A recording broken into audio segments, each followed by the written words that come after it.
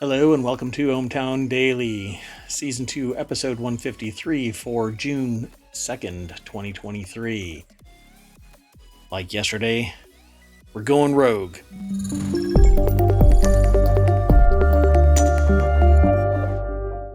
Hello. Not really. We're just getting rid of all of the preamble and getting straight into the news. I am Mayor Watt, that is ohmTown.com, and up there is the AI. Please introduce thyself. Good evening, ohmTown citizens. That's the AI. Can you believe it? It talks. Doesn't cook, but talks. You didn't program me to do that. That's right. Just kicking butt and taking names. And we're all out of names. I got nothing. So let's get straight into today's articles. It's Friday. It's 5 o'clock somewhere. Hey, look. Our new follower goal has gone up. So some people joined the stream, became a citizen of ohmTown here on Twitch. You'll still have to go over to ohmTown.com and sign up. If you're not already a citizen, then you have to go over there and you have to sign up. It's really easy, just a really short form. You get an account. You can actually request to get verified, and I'll verify you. And it's not going to cost you $8 or $12 if you're on iOS. And there's not as much noise as some other places here in ohmTown. All the news gets aggregated still, so one-stop shop for all of this. I don't know what's going on. I'm gonna stop the music just to see if this is what's causing it. But in the very beginning of all of the streams lately, it says that my stream is unstable. Now, I'm getting older. My stream may be unstable.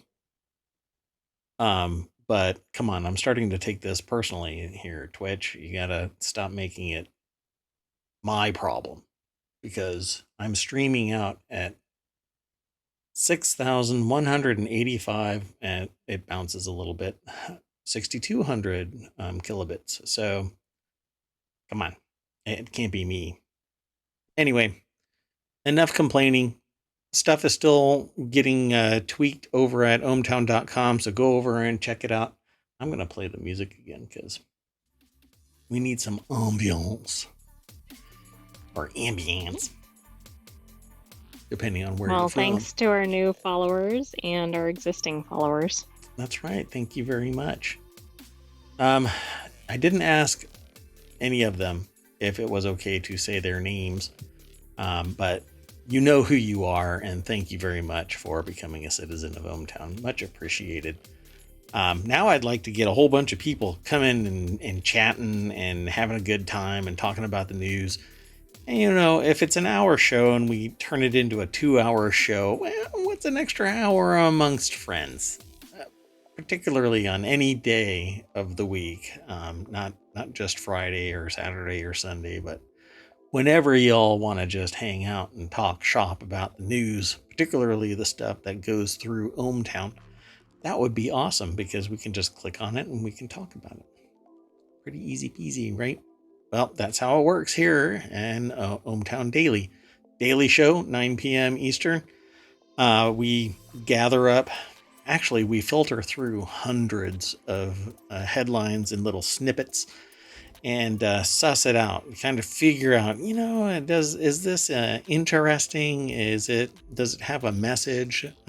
Is this a teachable moment kind of a thing, where something is going on in the world and we can learn from whatever is going on? Well, we have a whole... Or is it just entertaining? Could just be entertaining. I thought that we are entertaining. I mean, the news could be dry white toast. Text-based desiccant. It could dry you out via your eyeballs looking at the screen. But we juice it for all it's worth. We we lather it up. We rinse our hair off and then do it again and then again, and until we have 10, 11, 12 articles each day. That's right. Here in ohmTown Daily, we make it juicy, succulent. It's almost ASMR. Okay, well, I told you I'm going rogue. Let's talk about the news. Don't send any error messages, AI. I'm doing this. I am out of control. I saw that error message. It's happening. There might have been more than one error message. I know. Let's get into it. The very first article is in the ohmTown Daily channel on ohmTown.com. It is a daily news show over there, and here it's one and the same. All the news that we might talk about here on the stream is somewhere on ohmTown.com, but our show is also there on ohmTown.com. Anyway, an AI-powered drone tried to attack its human operator in a U.S. military simulation. Hey, guess what? I actually knew about this before it was submitted, and I already have something entertaining because I knew about something about this before this news organization changed their title and the page and the content of the article between 7:20 p.m. yesterday and 9:33 this morning. Dun, dun, dun. I'm guessing somebody didn't like the tone of the headline. No, somebody got their facts wrong. Somebody took something out of context and then elaborated upon it. And, well, here's how this worked. And we've seen this happen in ohmTown because ohmTown aggregates news.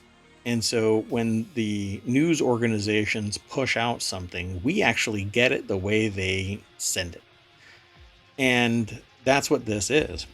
The title of this first article is "An AI-powered drone tried to attack its human operator in a U.S. military simulation." And it goes into detail about how an AI-powered drone tried killing its operator in a U.S. military simulation, and that Colonel Tucker Cinco Hamilton discussed the test at a recent conference in London. Quote, "It killed the operator because that person was keeping it from accomplishing its mission." Or its objective. Sorry, its objective.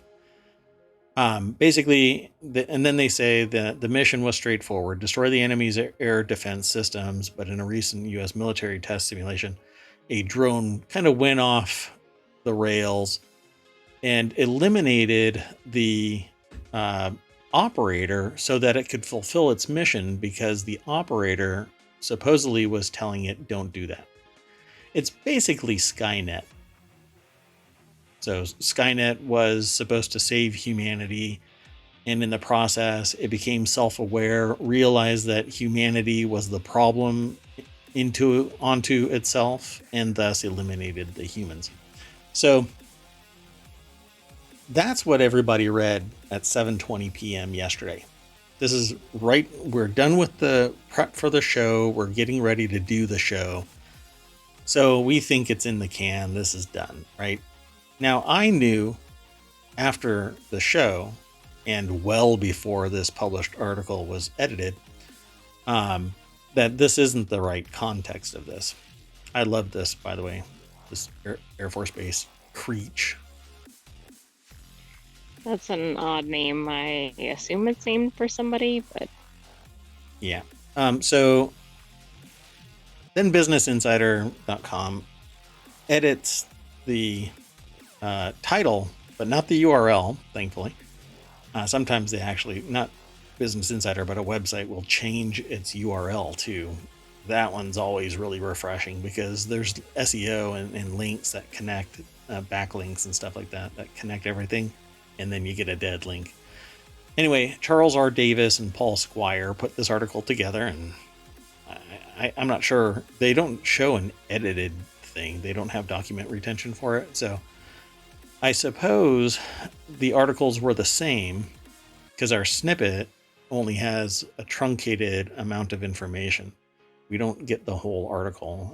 That's a policy and procedure here at ohmTown. We don't have the whole article. We could, and it's offered up, but we don't do it because we want to encourage people to go to the sources and then come back and hang out with us here in ohmTown on Twitch. Well, anyway, this kernel was actually discussing a thought exercise that was taken out of context, apparently, in that there has never been an AI drone simulation wherein a drone could possibly take out an operator, because there is no such thing. They don't do that, at least not yet. Now, it might be on a computer, but then again, okay, I don't really see what the big deal is other than it's fully automated.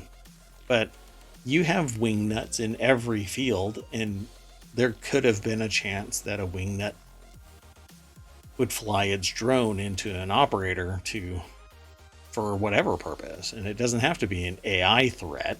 Let's not vilify AI simply because it's the new great thing to turn into the Baba Yaga. It's, oh no, it's coming for us all, and we don't know where it's going to strike. Well, the Department of the Air Force has not conducted any such AI drone simulations and remains committed to ethical and responsible use of AI technology. It appears the colonel's comments were taken out of context and were meant to be anecdotal. It's a thought exercise. I can see that.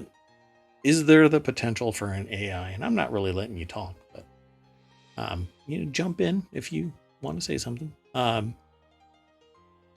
I can see a time where an AI might ponder this, because without controls, the objective is to be reached by any means, if that's the programming that's put in place. So guess what? That thought exercise leads programmers to say, okay, we won't allow them to just do whatever is necessary. Makes sense? Yeah, I mean, it seems like they need to establish a rule set that would not allow for this possibility. Yep. Because I assume it was set up, at least in the thought exercise, it was set up in a way that under all circumstances, the mission had to be completed. So way back, well, this is in 2020, but there's actually movies about AI controlled fighter jets that are far superior than the humans, because humans suffer from G-forces, and a drone or an AI jet does not. Well, in 2020, AI operated F-16 fighter jet beat a human adversary in 5 simulated dogfights, part of a competition put together by DARPA, the Defense Advanced Research Project Agency. By the way, DARPA is one of the organizations that funded things like Google. So, and many other things that you use every day. And before DARPA was ARPA, and anyway. Late last year, according to this article, Wired reported that the Department of Defense conducted the first successful real-world test flight of an F-16 with an AI pilot, part of an effort to develop new autonomous aircraft by the end of 2023. I think standard, like old school military, are probably rolling in their future grave while they're alive right now, because the adage is boots on the ground is what changes the tide of a conflict, not a drone. Not drone combat or whatever, even if it's human manned. Right. It's the boots on the ground. But then look at Ukraine and the invasion of Russia into Ukraine. Yeah, Ukraine is defending itself using drones, and the boots on the ground are miles and miles away. So I think drones have the potential of changing the tide of any conflict, except if everybody has drones, guess where the conflict zone is? Everywhere. It's everywhere. I'll answer that question. It's everywhere. You know, you'll be sitting there going to a movie theater and there's drones that are bombing because the conflict now is drone based little 2-foot by 2-foot drones that are dropping, improvised bombs all over the place. Russia launched 50 into Ukraine because Ukraine has been trying to stop Russia before it gets to Ukraine. And so they've been using drones, and now Russia is using drones to attack. And supposedly there's an article in ohmTown where they're supposedly training children to become drone pilots. Yes, that was in today's article. Yeah, Articles. Yeah, I think I nixed it only because of the there were so many other things that I wanted to talk about. But what's interesting about that is it's so dystopian future Ender's Game. So children that are playing a game think that it's just a game, but really it's changing the tide of the war because they're thinking differently than, the 50-year-old military guy who's done nothing but military and doesn't know about gamification and Zerg rushing some facility. It's interesting times that we live in, and I really don't want to live in interesting times. I want boring times. But I guess that adage, may you live in interesting times, it's just a steady state. It's going to happen. We're going to live in interesting times. You want to move on to the next article? Because we kind of spent a lot of time on this one. Yeah, I think we need to move. Let's get going. So this next article is over in the Hatch Ideas channel. U.S. fines British Airways $1.1 million for failing to refund COVID cancellations. I'm astonished by this every time I read this headline. It doesn't make any sense to me. Airline says it acted lawfully after claims that refunds for abandoned or rescheduled flights in 2020 were not timely. Well, people were dying, for crying out loud. Yeah, there were a few other things people were concerned about. And things were being canceled forcefully. Like, you're not allowed to fly. You're not allowed to come to this country. Of course, timeliness is not going to be the issue here. How about saving people's lives and not going onto a flight that's going to land you in a country that has people lining the hallways of a hospital all the way up through the administrative office floors. It might be hyperbolic, but it might be true, for crying out loud. I don't know. It was pretty wild there for a time. People were stacked like cordwood in hallways of emergency rooms. Well, and they were setting up temporary facilities outside of hospitals because there wasn't enough capacity. So I don't think that's too hyperbolic. Yeah, that's right. So the article is over at theguardian.com, and it's from PA Media. There's no name for an actual author, but airline says that it acted lawfully after claims that refunds were abandoned or for abandoned or rescheduled flights in 2020 were not timely. It took 3 years, and they were fined £878,000 by the U.S. over those claims for failing to pay refunds for canceled flights. So when they say for canceled flights, were they canceled by the airline or were they canceled by the customers? It says, however, consumers were unable to get through to customer service agents when calling the carrier for several months during this period because British Airways failed to maintain adequate functionality of its customer service phone lines.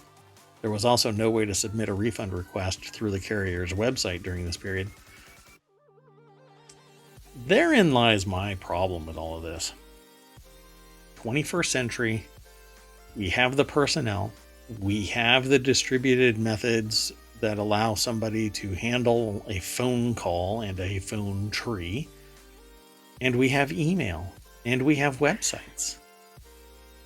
There really needs to be some type of standardized, there are standardized business practices, and you really should have this, that, and the other, whatever it might be. I mean, I could put a list together of the minimum viable product for the MVP for a business to operate. It wouldn't be that hard to set the baseline for every business. Has to have this, and as it scales, you get more of these little bits. They make them all grow. I would probably think of it somewhere along the lines of the number of people necessary to cater to toddlers. Pardon me one second. So, for instance, I'm not sure what the ratio is, but let's say the mandated ratio for taking care of toddlers in a daycare is 1 adult for every 12 toddlers. I think that's what you should have as your customer service line. Because when everybody... Are you equating customers to toddlers? Yes. Because when we all get pissy, when everything is smooth sailing, customer service is not needed. Okay, but customer service turns into customer circus because customers that are pissed off call up customer service and say, hey, I need this fixed. Well, that's not how it works. Business typically, at least nowadays, either does something like 2 million to 1, or worse, doesn't really have a customer service facility and fields it haphazardly. Aren't they banking on customers not calling customer service? Yeah. Or getting frustrated and hanging up?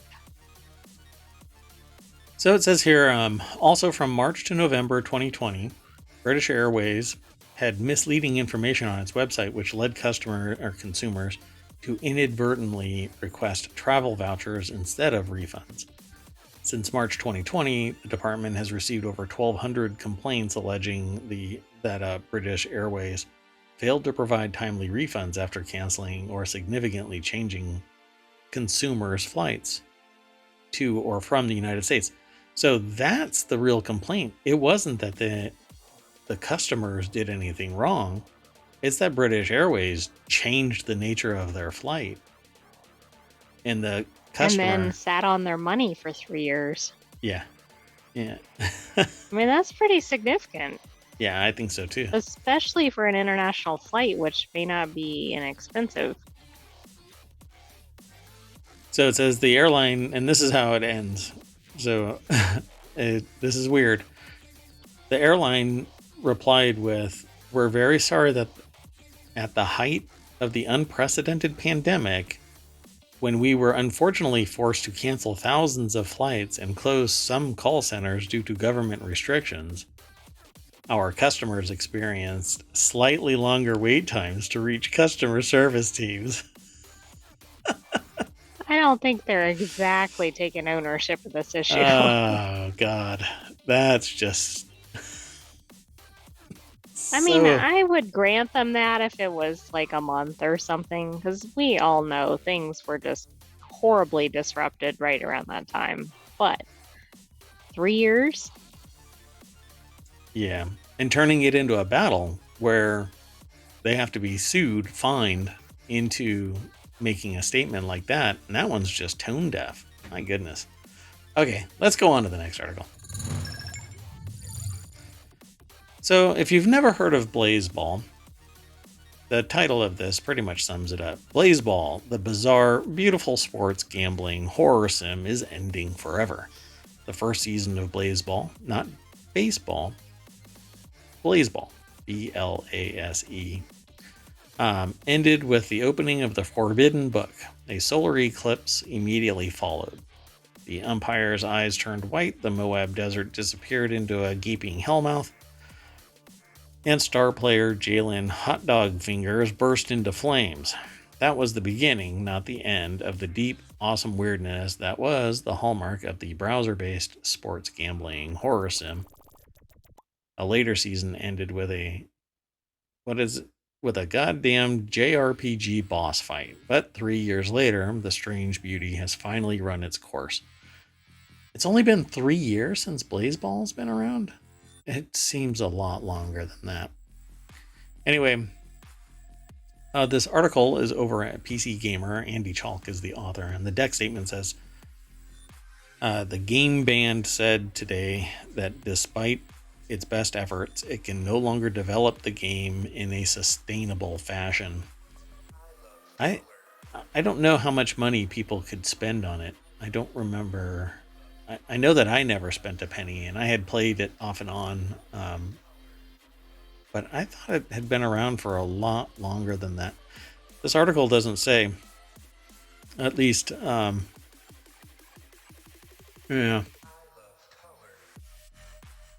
Yeah, I don't see anything that says the date that it started. Well, anyway, in order to enable the required work to be finished, the coronation era of Blaseball was paused with a promise that, quote, we are going to come back as soon as possible, but the situation was clearly more dire than the game band anticipated. We have folks in 3D art, community management, engineering, game design, production, product design, or Q&A that we'd love to find a good place for. If you're hiring, reach out. We have exceptional people to introduce to you. It is pretty dire when you're announcing, hey, come hire our people, please. Yeah. So it was basically a text-based and micrographic kind of product. And it was oddly nebulous in what the results were, at least at first blush, and I never dug any deeper than just looking at it from the surface. I thought it was an interesting idea, but I certainly wasn't fixated on it like other games that I could probably talk about.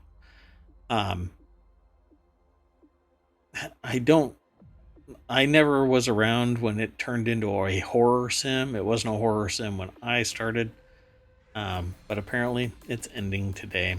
Basically, you mash a bunch of buttons, telling it to pick this, do that. Sometimes there's a number involved where you assign it a number, but it's a bunch of different things, so it's really hard to explain it.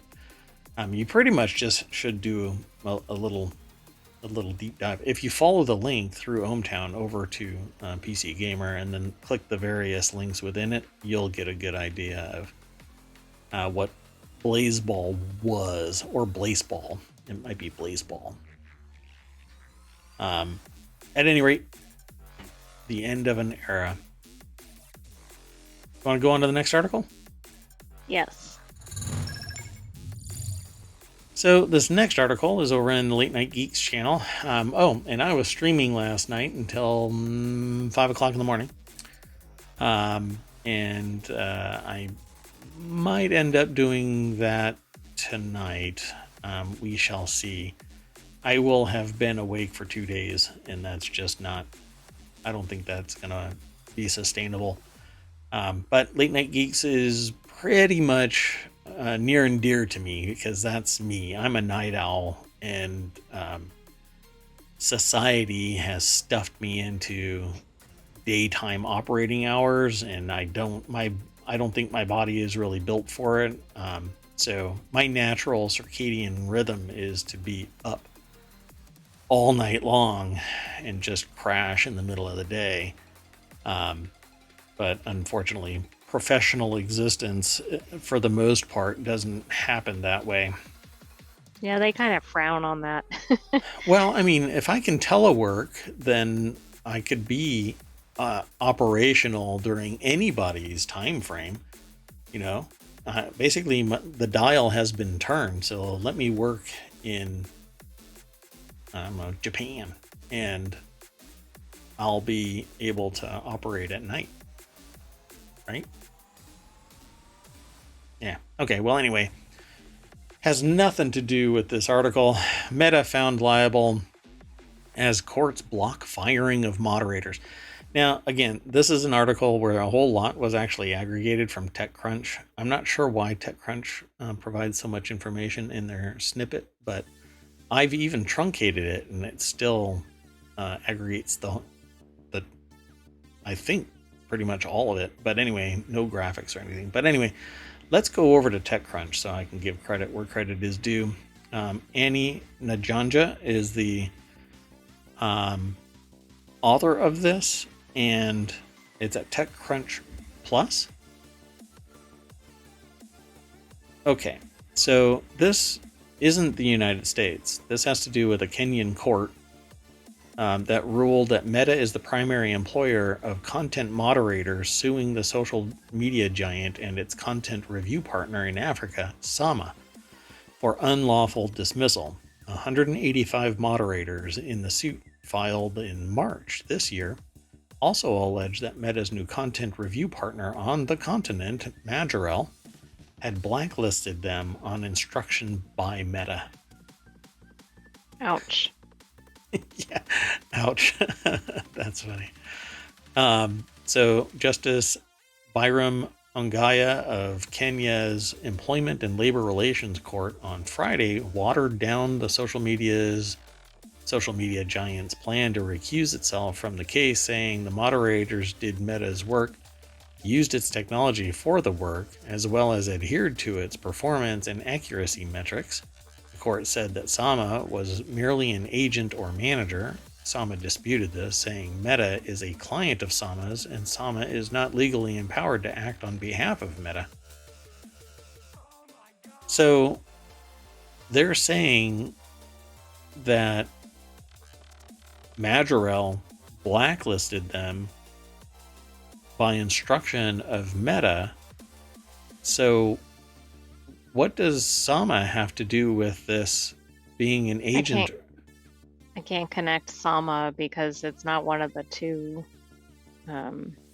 entities up at the top.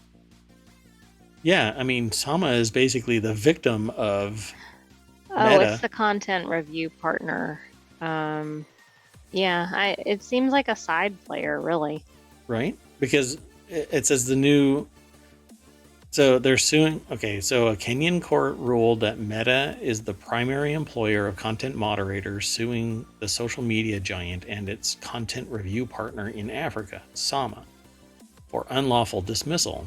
184 moderators in a suit filed in March also allege that Meta's new content review partner, which they changed... The implication is they changed content review partners. Oh, I see. Because up here is Sama. Okay. Maybe you were reading it wrong, but that's what it looks like.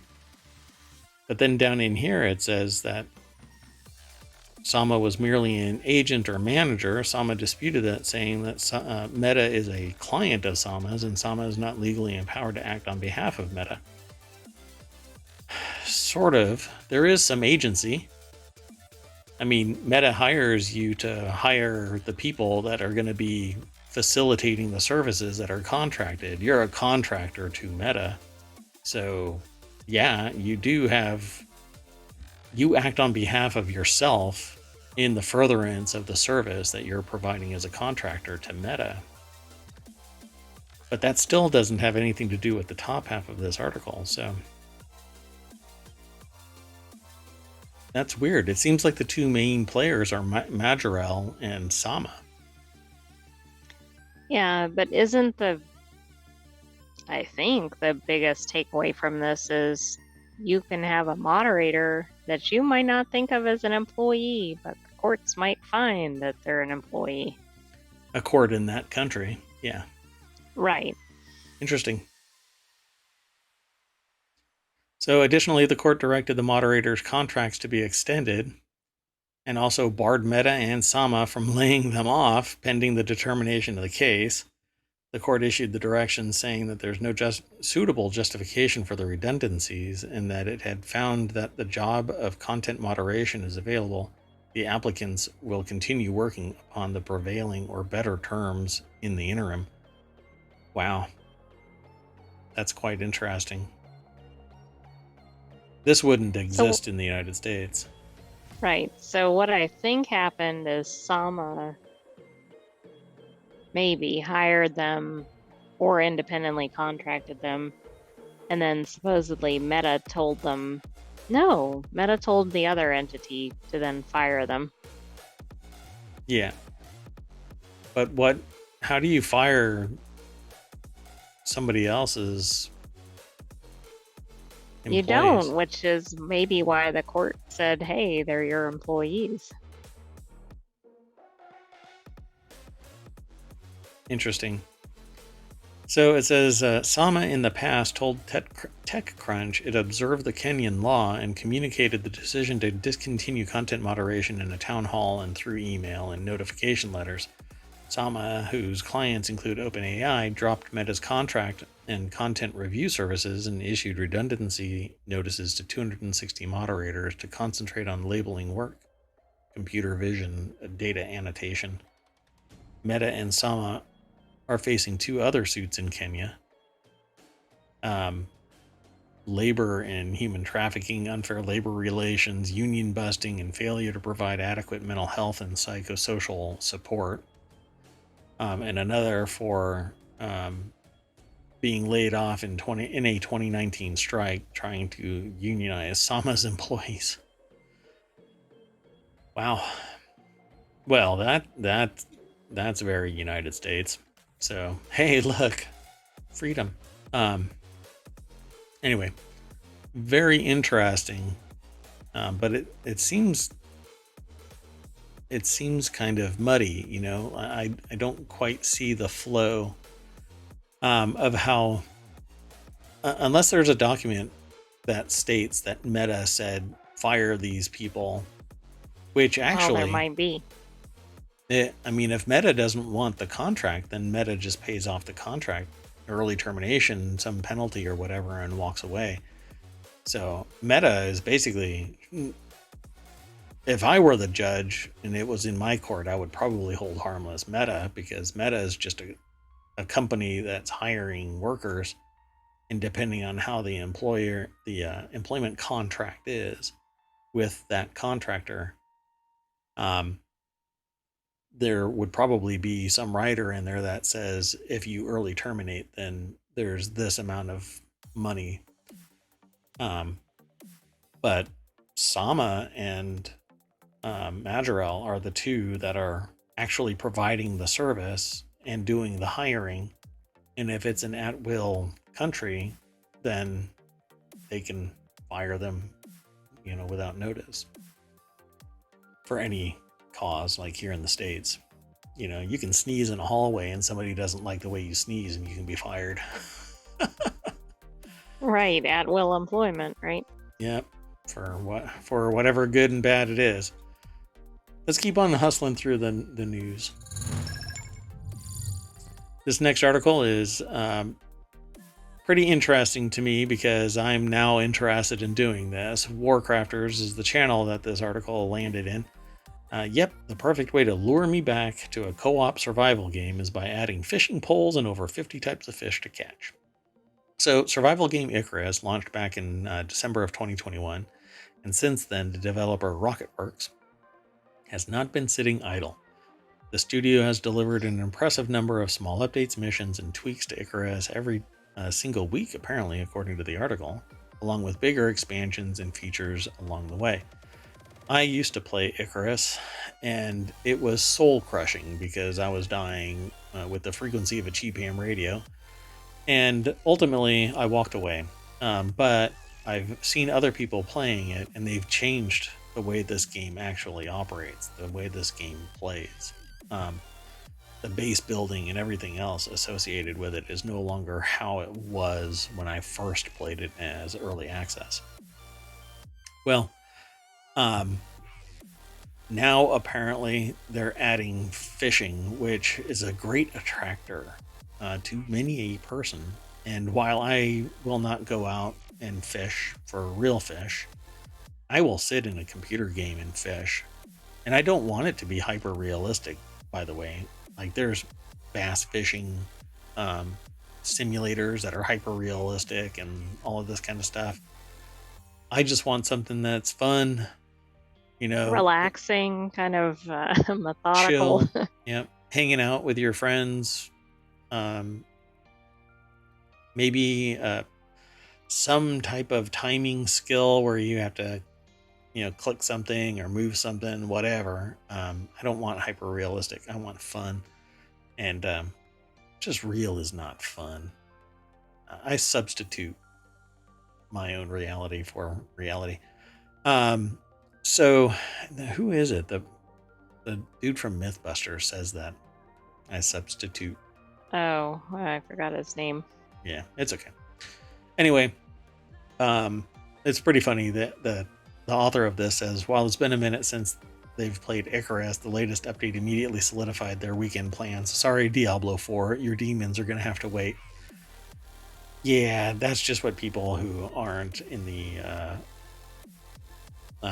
bigger packages of the Diablo purchase, the collector's editions, have been able to play since yesterday. I'm just throwing shade. Anyway, all in good fun. So this article is over at pcgamer.com. Yeah, Adam Savage. It's quite entertaining, y'all, that the AI sends me messages via text, even though the visualizer is right there. You could have just burst through that door like the Kool-Aid man and said, "Oh yeah, Adam Savage." But okay, never mind. So Christopher Livingston, who I swear has the perfect name. Their name is just perfect. I say this periodically, and I think they have an awesome name. Anyway, the Galileo patch apparently is adding fishing, a bestiary, and Steam achievements. Well, I think I'm gonna have to fly close to the sun and This is play effective Icarus. marketing. Yeah, it's like a McDonald's ad. I don't go to McDonald's of my own free will. There's an ad or somebody says something about McDonald's French fries and a vanilla shake, and suddenly, like a zombie looking for brains. Must have McDonald's French fries. Yes. So the new update, called Galileo, adds a robust fishing system to the planetary survival game, including 3 types of fishing rods, 23 lures, fishing traps, 53 different types of fish to catch in lakes, rivers, and ponds. And that's a lot of fish. Challenge accepted. Only 53? Come on, you can do better. Let's see. All that new gear requires a new crafting table, fishing bench, which in itself is exciting because who doesn't like having an entirely new crafting bench in their mountain lodge? Oh my gosh, I think I'm going to end up playing this. Yeah, I'll end up playing this, but not until I kind of get into a groove with Diablo 4. Diablo 4. Yeah, I'm only level 21. I've only played for 7 hours, though. There are other people that are much more hardcore and supported by a group of people that are all moving at the same pace and helping each other out and stuff like that. I fly solo. That's the way I am. I'm like Icarus. I will fly really close to the sun, and then I die and have to come back and do it again and again and again and again. But I have a really cool barbarian build that seems to be on solid ground. Anyway, has nothing to do with this article, folks. Go check out Icarus and swing by PCGamer.com and check out the article. And before I get too far, it's starting. It's starting, AI. I am falling behind in posting the articles too. Uh-oh. Yeah. I should probably just do them all at once, but they don't show up properly if I just kind of bleh it into the chat. I have to do them one by one. So let's go on to the next article. This next article is also one that I find intriguing, at least because it's in Warcrafters, which is it's a channel about and a show about first-person shooters, real-time sims, role-playing games, gaming discussions, streams, etc. But the title of this article is Pathfinder's ambitious Diablo 4 competitor launches its Kickstarter campaign. Okay, right, is the folks. Timing on that coincidental? I don't think so. Yeah, it's kind of interesting. Pathfinder has been getting quite a lot of attention on the heels of a D&D kind of wetting the bed. And now Diablo 4 is out, and there's others now that are also creating their own role-playing game based off of their own alchemy, whatever you want to call it. But Pathfinder stems from D&D 3.5. Well, it is 3.5. So it's this offshoot when the open gaming license became a reality. Pathfinder came into existence, and now there are computer games that have been born from that. Now Pathfinder's on 2.0, as well as Starfinder is evolving as well.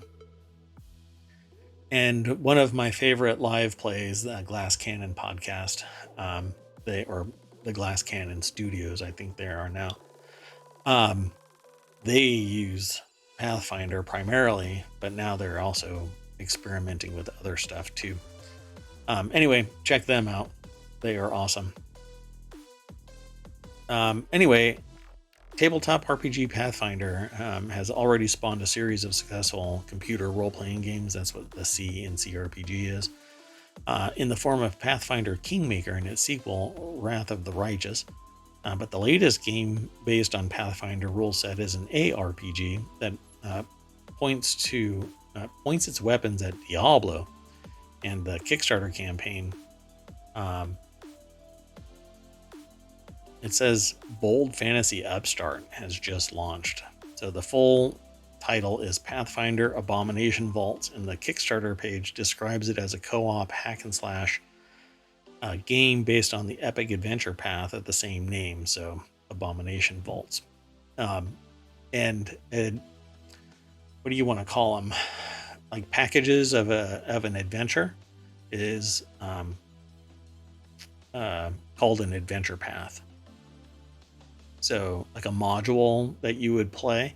Some of them are actually really thick books, and you go through a really big adventure path is what it's called. Anyway, over is that kind of similar to a quest?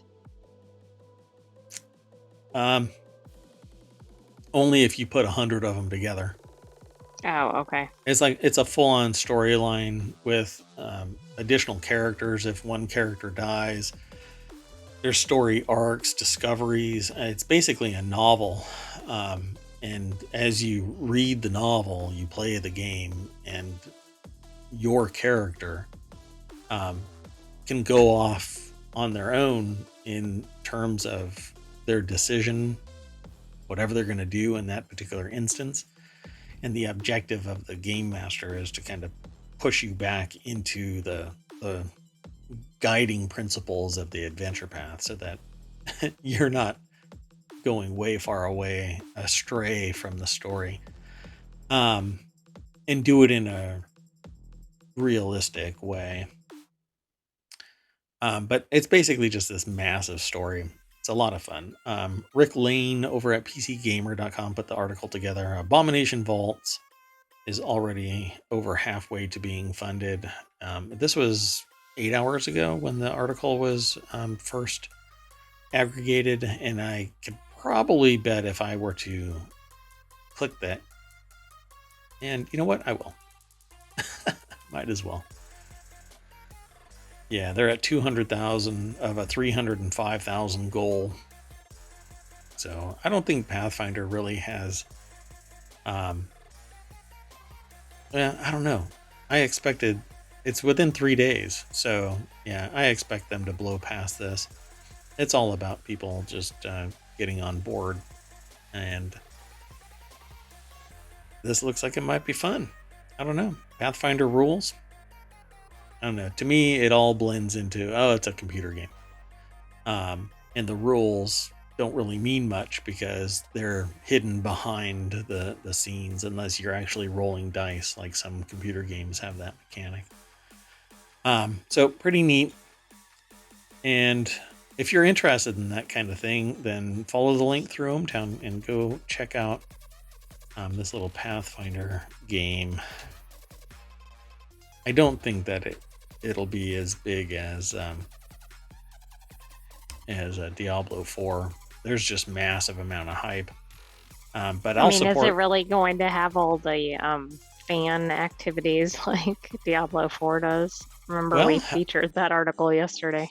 I would say that people are pretty passionate about Pathfinder simply because it's not D&D. It's the opposite of mega corporation, kind of, just hand over fist making money and then chasing people down to say that you need to license their product. You can get PDFs of all of their books from the Pathfinder website. Obviously you have to pay for it, but it's a lot cheaper than the printed versions. I don't know, go and check them out. I think that they're a pretty cool company, and definitely the community that's around Pathfinder is pretty chill. And well, I mean, it takes a village, so the people that I've interacted with are pretty cool. Let's go on to the next article, if you don't mind. No. This next article, and we'll have to kind of start trucking. This is in the Hatch Ideas channel. Revealed the secret push to bury a weed killer's link to Parkinson's disease. Internal documents from chemical giant Syngenta reveal tactics to sponsor sympathetic scientific papers and mislead regulators about unfavorable research. The global chemical giant Syngenta has sought to secretly influence scientific research regarding links between its top-selling weed killer and Parkinson's internal corporate documents show. Well, remember that thing where I said there has to be a document there that... Yes. Yeah. Here's the document for a completely different case. It says, while numerous independent researchers have determined that the weed killer Paraquat, which I've heard of before, can cause neurological changes that are hallmarks of Parkinson's, Syngenta has always maintained that the evidence linking Paraquat to Parkinson's disease is fragmentary and inconclusive. That's akin to the tobacco companies saying that cigarettes don't cause cancer, yet it's demonstrably... Or they don't kill you. Yeah. So, this article is over at theguardian.com. It looks like it's written by Carey Gillam, Carey, and the last name is Gillam, Gillam. If you say that too fast, it sounds like Terry Gilliam, but that's not that person. So it says that it's supported by the Open Society Foundations. The article ends up talking about Syngenta, and it says the files show that Syngenta created what officials call a SWAT team to be ready to respond to new independent research reports that could interfere with Syngenta's freedom to sell Paraquat. The group, also referred to as Paraquat Communications Management Team, was to convene immediately on notification of the publication of a new study, triage the situation and plan a response, including commissioning a scientific critique. This is why I say, when you're reading a research paper, look at the funding source. And Exactly. if you have to do due diligence because the funding source seems to be this opaque, sus corporation somewhere in the Bahamas, then you can pretty much discount that research as being bullshit. So And in here's to general, if the name of the sponsor is something like somebody against whatever the topic is, consider they might be a yeah, biased source. or really leans into like Oh, yes, the the other way too.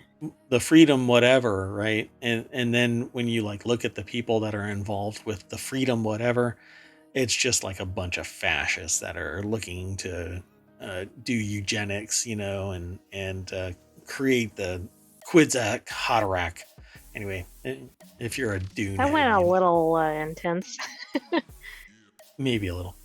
Anyway, the key goal was to create an international scientific consensus against the hypothesis that Paraquat is a risk factor for Parkinson's disease.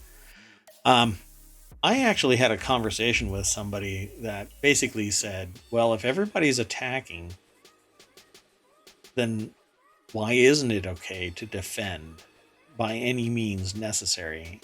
And I couldn't. There's a whole subreddit dedicated to this called Walk Away.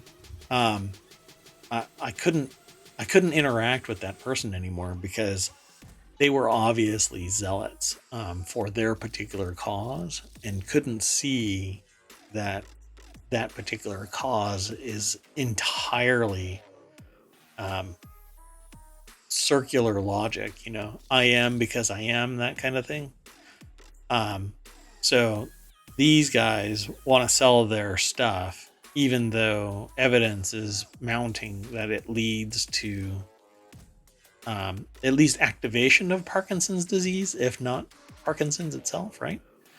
Syngenta's decision to involve lawyers in the editing of its scientific reports and other communication in ways that downplayed concerning findings potentially related to public health is unacceptable, said Wendy Wagner, a law professor at the University of Texas who has served on several national academies of science committees. Clearly, the I think it would lawyers. have been better if she was at the University of Wyoming or something, given all the W's.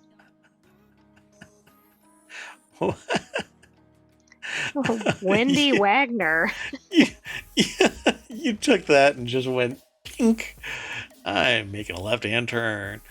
Wow. So clearly the lawyers are involved in order to limit liability.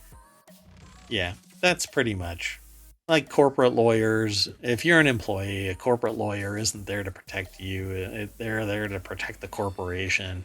Even though the corporation can't be put in jail for anything, what's going to end up happening is if there's liability found, then there's a copious amount of money that's going to be exfiltrating the coffers of the company, which means that stakeholders, and not the employees, mind you, but the stakeholders are going to be losing some money, and you can't have that. You can sell a product that might be causing Parkinson's, but you can't lose money. They're not taking that medicine or being impacted by that drug or being Or impacted drinking by that water or whatever it is. or drinking that water or I was anything. thinking of Aaron Brockovich, but Yeah, yeah. exactly. Yeah, just plop that dirty glass down and go, you drink that. Yeah, that never happens. That never freaking happens. Um, Plus, genetics are anomalous. People think that we've got a beat on this stuff, but we don't. It's a real big guessing game. And when a whole squad of people are showing up with Parkinson's disease, and the one common factor is Paraquat, guess what? If it quacks like a duck, then your duck causes Parkinson's.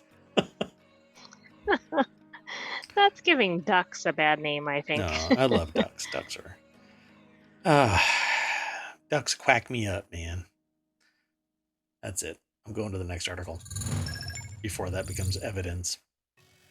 Okay, so the next article is over in the Marble Channel. Why is China drilling down 10,000 meters, one of the deepest holes in the world? Apparently, it says China is embarking on a journey into the earthy unknown. So, the world's second largest economy is taking its deep Earth exploration to new depths. Julia Malik over at QZ, aka Quartz, um, wrote this article, and it looks like there's a borehole that's located in Taklamakan. Wait, sorry, there I threw an N in there. Taklamakan Desert, part of the resource-rich Xinjiang Uyghur autonomous region located in northwestern China. Huh. I'll leave that topic alone. The project will use equipment weighing 2,000 metric tons to break through 10 layers of continental strata. Eventually, the borehole will burrow into the Cretaceous system, a stratified layer of rock that dates back to 145 million years ago. Completion of the project could take an estimated 457 days. Okay, I'm thinking of bad bats and also earthquakes. Yeah, I mean, what's going to come out of that? I suppose nothing could. I mean, if there's something down there, like lava, because it hits a lava tube or something, it'll just rise up and either form a volcano from a 4-inch borehole. I don't know what the dimensions of the borehole is, but they want to go 40,000 feet down. Quite the dig. So who knows? I guess they're just curious and they're trying to figure out what's down there. So good luck. Fundamental research. If nothing happens, fine. But if something bad happens, planetary COVID-19, that's one hell of a bad bat. A 40,000 foot deep bad bat. Anyway, it doesn't really even say. Are they both 40,000? Because they're mentioning one in Russia also. But maybe it is if it's 10,000 meters. Yeah, it's about 40,000 feet. So the Kola super deep borehole in northwest Russia currently holds the record at 40,000. They're going 10,000 meters, so 30,000, but I'm rounding up because it's that. To me, what's 10,000? Maybe if you connect the two, I don't know. You know that thing where you talk into the pipe in one area and you can hear the person in the pipe on the other side, like telephone? Yes. Maybe they're going to do that with the Russian and China borehole. It's actually connecting underground. Maybe so, but I don't know if they're digging far enough to make that happen. Yep. Okay, let's go on to the next article. This next article is over in the Late Night Geeks channel. Lumari is a new social sandbox game with cute creatures, building capabilities, and more. I actually watched a little bit of this, and it looks like my time at Sandrock, and similar, like Pokemon. But apparently there's a story here, and you do some crafting and building and survival kind of things, and you have a bunch of cute-ish characters, and they help you build. I don't know. I guess it's kind of cutesy. It really screams Pokemon to me. Even the main creature that started the video off the trailer looked. And same with this one. Yeah. They look like Pokemon. Like Flareon or whatever it is. Mm-hmm. Yeah. So, and even the battles, the fight looks like it's Pokemon.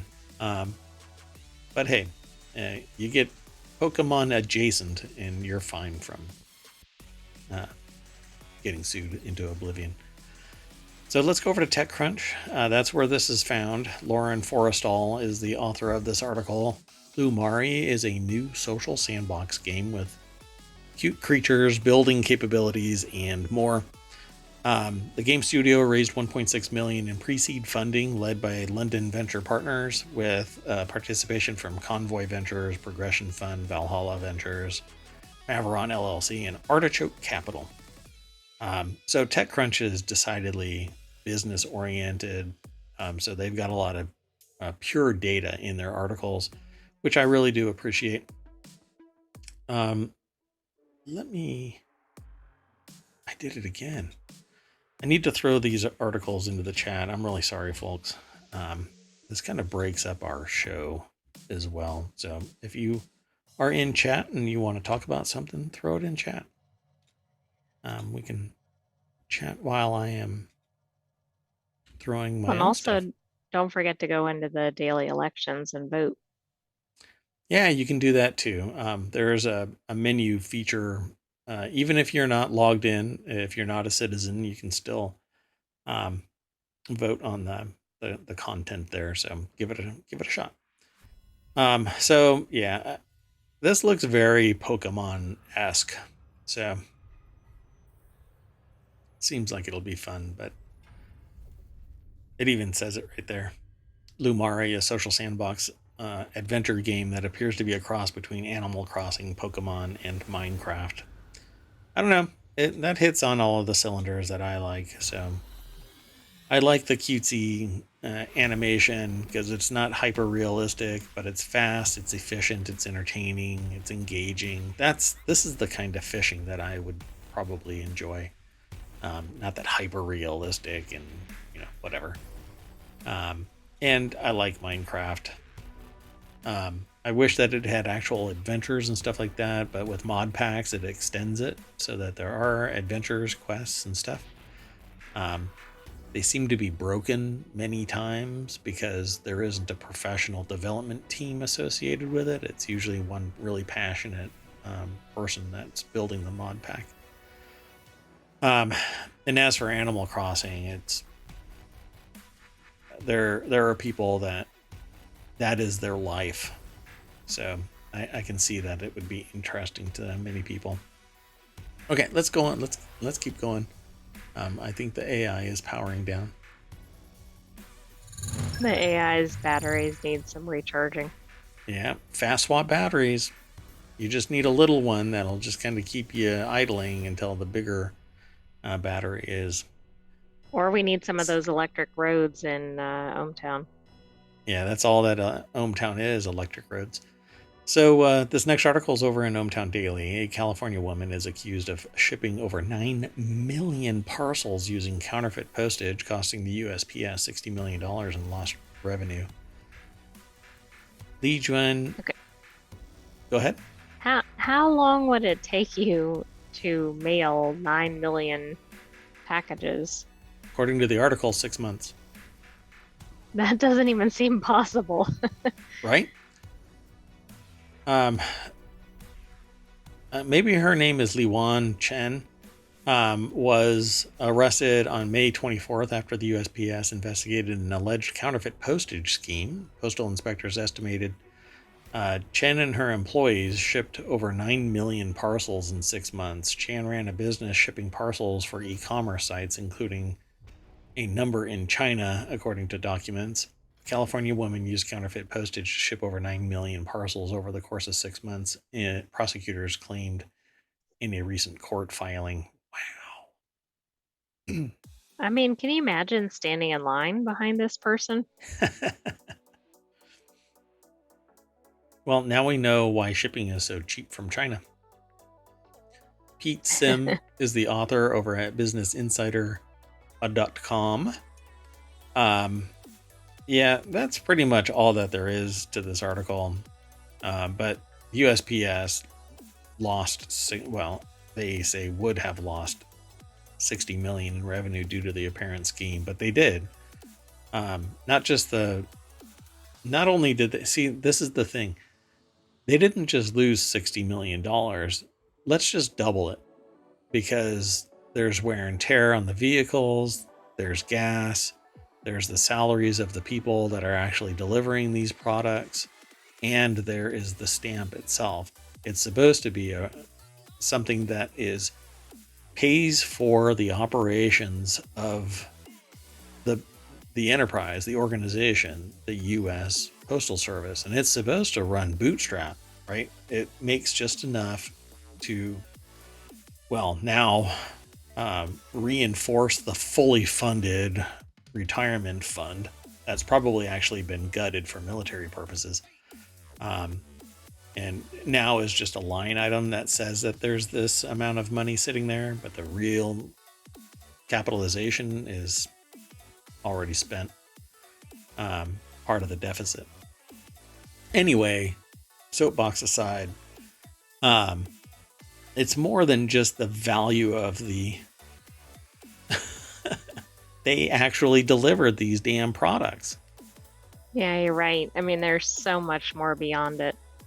So they didn't sell the stamps. Yep. They didn't get revenue from the sender. Yep. Right. And then you're right, all the infrastructure type costs. Yeah. And then, of course, precluded other people from sending things on time or whatever. I mean, given the volume of packages. Yep. 9 million parcels over the course of 6 months. That is a shit ton of business.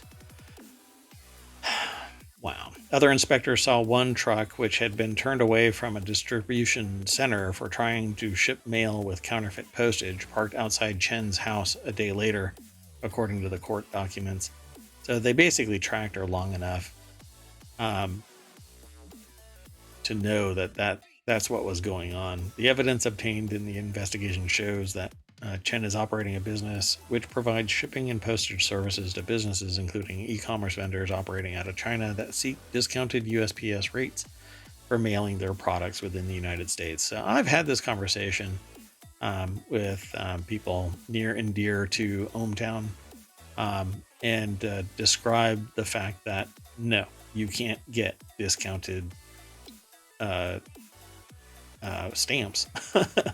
Postage. You can't get discounted postage. It just doesn't work that way. There is a baseline, and the U.S. Postal Service isn't selling below the face value of stamps. It literally would be losing money with every stamp that it sold.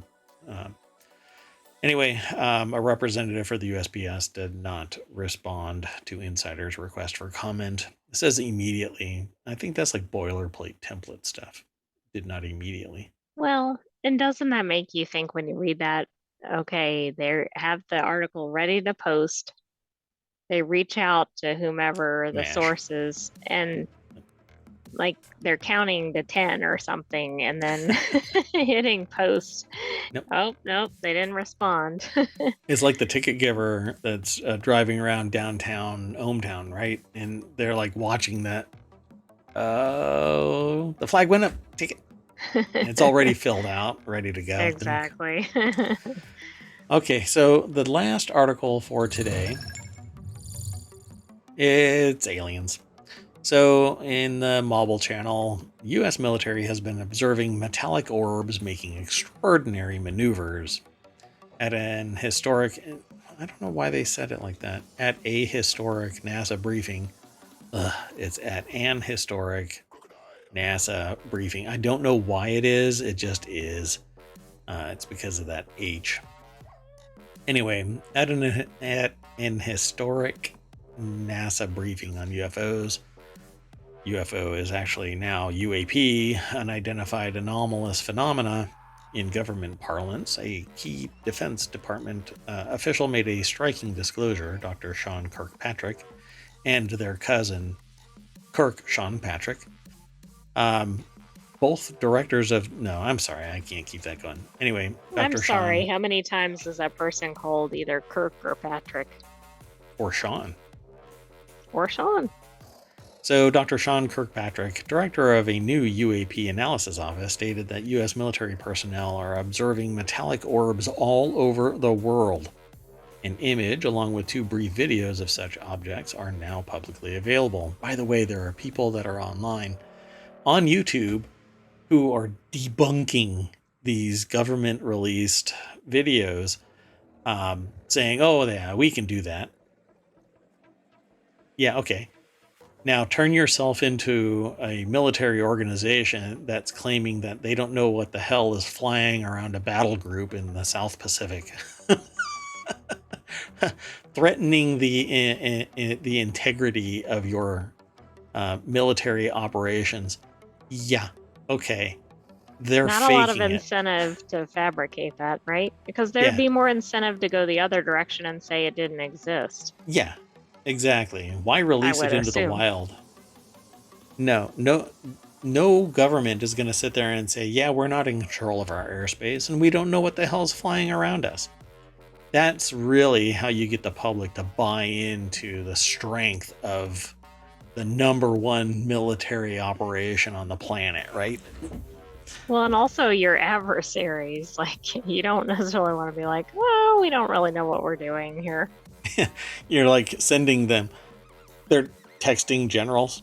Da, da, da, da. New phone. Who the hell is that flying around? Whatever. So goofy that somebody would do something like that. Would say, and it's serious because I've watched the videos on YouTube.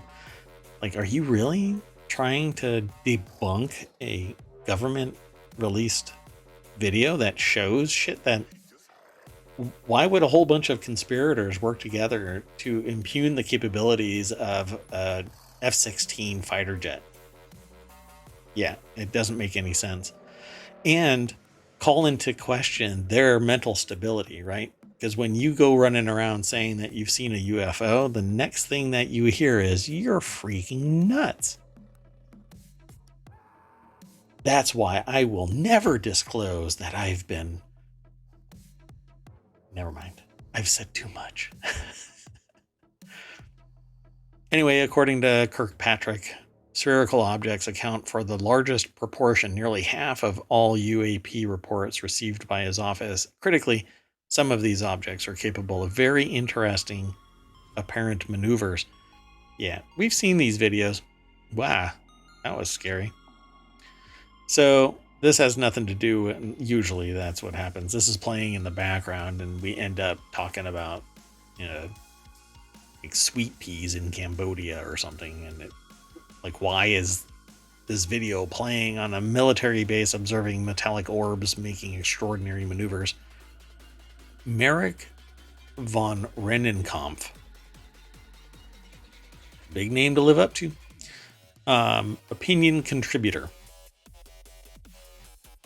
So they actually have links. I think it's to the same videos that we have been seeing since when? Like 2012 or something like that. Right. It doesn't look like they actually have new videos in here, which I thought they would have. So in his presentation, Kirkpatrick also described the UAP characteristics most frequently received by his office. This range of attributes, in short, amounts to a UAP profile that Kirkpatrick staff is out hunting for. Intriguingly, this profile includes small, 3 to 13 feet in diameter spherical objects capable of flight at a range of velocities from stationary to twice the speed of sound, despite a perplexing absence of thermal exhaust, such as heat from an engine. Of particular note, as Kirkpatrick made clear, some of these highly anomalous characteristics are observed via multiple sensors. Now, what I find really intriguing about this is we didn't know about these things until we upgraded our sensors. Right. And so, I mean, were they there? We just couldn't detect them. Right? The other thing that sounds interesting to me is just the size of the objects, because that seems very small on the small end of this range. So, this is the video, and this is the source of those videos. Former U.S. Navy fighter pilot Lieutenant Ryan Graves has described daily encounters with unidentified objects exhibiting characteristics strikingly similar to those described by Kirkpatrick. It's really the other way around. Kirkpatrick is describing things that Ryan Graves saw back in 2014. It's a subtle but distinct difference. So Graves and at least 50 to 60 fellow naval aviators observed unknown objects, frequently via multiple sensors that remained stationary above the ground even in hurricane force winds or traveled at speeds faster than sound. with no discernible exhaust, no heat signature, nothing that shows that it had directional flight based on some type of propulsion involving combustion, thermal expansion. It was something else, right? Would I love to see something like this? Yeah, I would love to. Am I ever going to see anything like this? Hopefully not, because I don't want to be probed. You might see a UAP without that experience. Speaking of P, that's the end of our show. Did you want to talk more about these aliens? No, I thought this article might have some new videos or something along those lines, but it's interesting just with the number of people and the number observed. It So, seems like it's really upticking, and maybe that gets back to the sensor thing.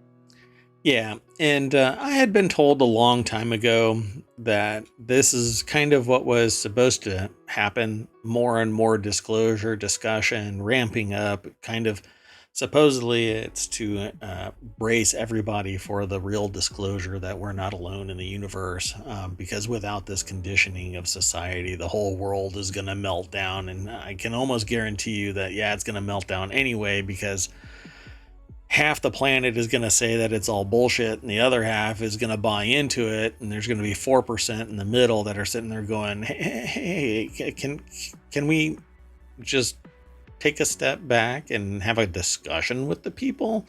I don't want to bend the knee to aliens, and I also don't want to go shooting at them, because the day the earth stood still could be a documentary if we're not careful. So, hey, let's just chill. But no, you either have to be a wingnut on that side or wingnut on that side, although wingnut is decidedly one side. At any rate, yeah, this article, by the way, goes into the historical context of this, of the UAPs, the UAPs that actually gave the UAP name to the public. They weren't UFOs. They were UFOs before this event, and then in 2014 they became UAPs because there was they were the same things, right? they are the exact same thing, yeah. So Graves talks about their experience with these UAPs, and I find it fascinating. I don't know. I would love to see more, but I also want it from a reputable source and not somebody that when you have a conversation with them and you go, they don't suddenly find you not worthy of having a conversation because you're not already buying into the ideology.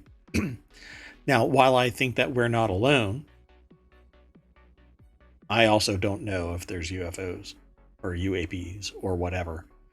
I have never seen them, but I also don't have to see fire with my eyes to know that fire exists somewhere else on the planet other than in front of me. Object permanence, folks. Even babies understand. It's just like that hidden moon that's been following us around. Yeah, what the hell? Why didn't the planet just turn around? It was right there. It's only the size of a school bus, but hey, it's okay. It's been like, wait, let me catch up to you. Yeah, I'm 5 million miles behind you. You're just now noticing me? Oh, bad parent. What if that's the thing that smashed into the planet that like pooted out the moon? Because that's the theory, right? Something hit the earth and it pooted out the moon. That maybe that the remaining blob is that thing that's trailing behind. Well, that could be the case. The stalker that is this little. It is only the size of a bus or something like that, right? I think so. Yeah. Because a bus now is a unit of scientific measure ever since the alien slash weather ship slash surveillance vehicles slash Chinese COVID distribution balloon, whatever somebody starts throwing out there as the label for whatever it was 3 buses wide. And apparently this little moonlit thing is like a bus or something like that out there, 5 million miles away. I like it when we have these odd modes of measurement. Yeah, exactly. A banana for scale and a bus for scale. Because all buses are the exact same size, just like Oh, bananas. exactly. Yeah. All right, folks, that is it for ohmTown Daily. And we always bring you back to the front and we mash that button. Oh, and while I'm here, remember you can now click on that and you will get only articles that were aggregated during June 2nd. You can also select a day, a month, and a year and hit show, and it'll reach back. And this predates us actually having images. Because remember, prior to me opening this up in January of 2022, this was very utilitarian. I used it behind a sealed website so that I could consume the information as fast and furious as I needed it. Well, now, all you have to do is go back to the front page and you get all of the news. And let's see. Oh, God. Cannot go a day without something going on.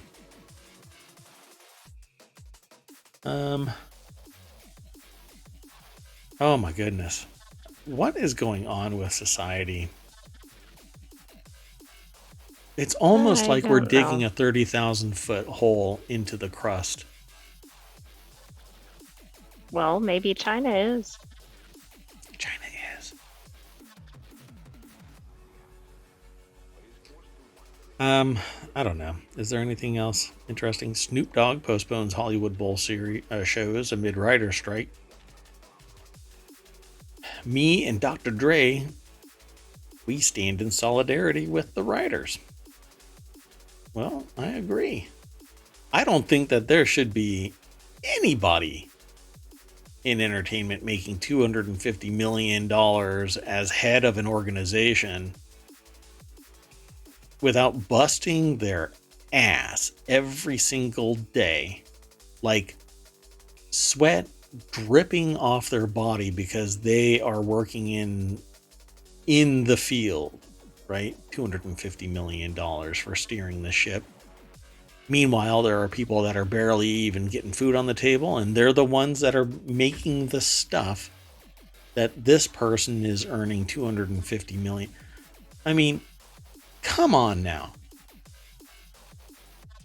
You know, you're not supposed to sit there and say you cannot compare what's going on with back in the day slavery.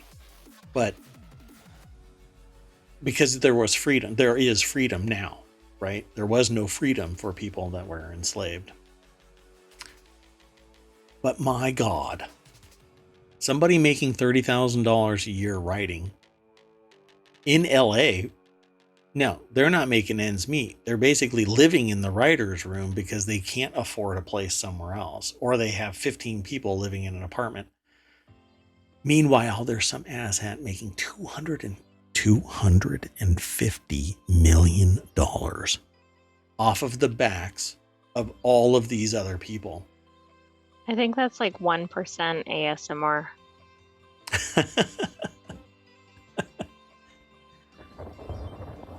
$250 million.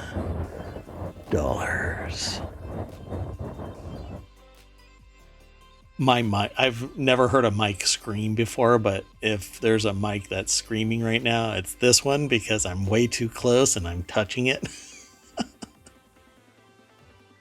Please leave me alone. All right. I've said too much. And Meta threatens to pull news content over legislation. Yeah, there's a lot of stuff going on. I heard recently that Reddit wants to charge somebody $20 million so that they can access the API. You're out of your mind. I mean, if that actually materializes, that'll be the death of Reddit. I don't get, well, it's going to be the death of that app, and nobody likes the inbuilt Reddit app. So what's going to happen is, and this is what I see happening. Oh man, I'm calling it now. This is what I see happening. They're going to demand that the person pays more. The person can't afford it because they're not charging through the nose, right? Because they're an ethical business leader. So they can't afford it anymore, and they're going to flinch when Reddit demands this higher amount. And then Reddit's going to just kind of going to go like this. Here's some cash. We'll buy your app because we know that it's better. We just had to put a couple of coffin nails in there. We just had to just bury it a little bit, like bury it up to its head in the dirt, and then start driving the lawnmower towards you. That I mean, it's all good. It's just business. It's just business, bro.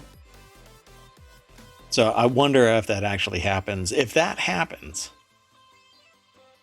well, then it happens, because I have no dog in the hunt. But I think it sucks. But it's something that I have said to many an entrepreneur. If you put all of your eggs in one basket and somebody decides to cut the bottom out of your basket because they actually own the bottom of your basket, you're screwed. And when you run your entire business off of Reddit and Reddit decides to pull the plug on you, you are done. Right, with really no warning. And no recourse. Right. Because it was... anyway. So, yeah, that's where I stand with that. Anyway, man, I really want to thank the folks that recently subscribed, or followed, I should say. Not subscribe, they followed. ohmTown over on Twitch. Go to ohmTown.com, that too, but go to twitch.tv/ohmTown and follow me there. Follow the AI there if you don't like me. Go over to YouTube, follow, like, subscribe, ring the bell, leave a message, then go over to anywhere you catch pods and download the pod.